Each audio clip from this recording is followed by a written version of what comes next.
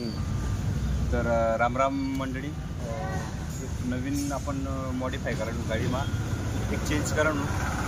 तर बहुतेक शाईन गाडी ना एक डायफॉर्मना प्रॉब्लेम रस गायला आणि डायफॉर्म जर घ्या तर टाकीसन पण गाडीले काहीच फरक पडत नाही. गाडी दिवस किंवा ॲव्हरेज प्रॉब्लेम देस.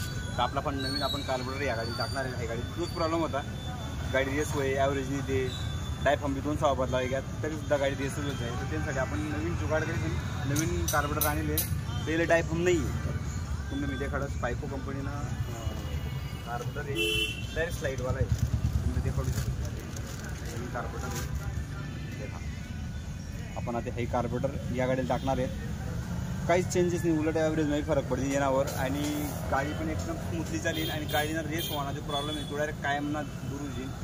तर हे कार्बोरेटर प्रत्येक ज्याने जो शाईन गाडी वापरत ते प्रत्येकने सजेस्ट करेल की हे कार्बोरेटर लागत तुम्ही गाडीमध्ये नक्कीच फरक पडेल. ॲव्हरेजमध्ये फरक पडेल आणि पिकअपमध्ये फरक पडेल आणि रेस होणं प्रॉब्लेम तर डायरेक्ट मिटी जाईल. तर हे गाडीला स्लाईड नाही आहे आपला, सॉरी आपलं डायफॉर्म नाही आहे, स्लाईडवाली आहे. ते का तुम्ही डायरेक्ट एक्सिलेटर वायर टाकीस आणि स्लाईड आहे डायरेक्ट. आणि दुसरी गोष्ट ह्या कार्बोरेटरबरोबर आपल्या एक्सिलेटर वायर बी येस. त्यामुळे टेन्शन देवानाच गरज नाही की एक्सिलेटर वायर बसीन काही बसीन. आणि एक्सिलेटर वायर सपोज आपल्या भविष्यात लागेल तर सुपर स्प्लेंडर गाडीने एक्सिलेटर वायर गेले पटी जास्त. तर आपण आता ही कार्बोरेटर या गाडीला टाकलं. तर ह्याच्या काही जुनं कार्बोरेटर डायफॉर्मवालं आणि हे बिगर डायफॉर्मवाला कार्बोरेटर टाकेले आपण शाईन गाडीले.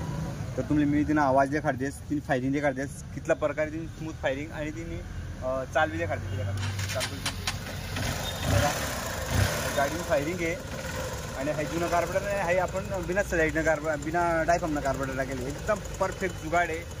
शाईन गाडीवालाच न करता इतका भारी जुगाड आहे की अक्षरशः डायरेक्ट 500 रुपयानं डायफॉर्म टाकापेक्षा सस्ता माही कार्बोरेटर टाकानं आणि एकदम ॲव्हरेज चांगला आणि रेस व्हाना प्रॉब्लेम पण सॉल्व दूर जाणार डायरेक्ट असंही कार्बोरेटर.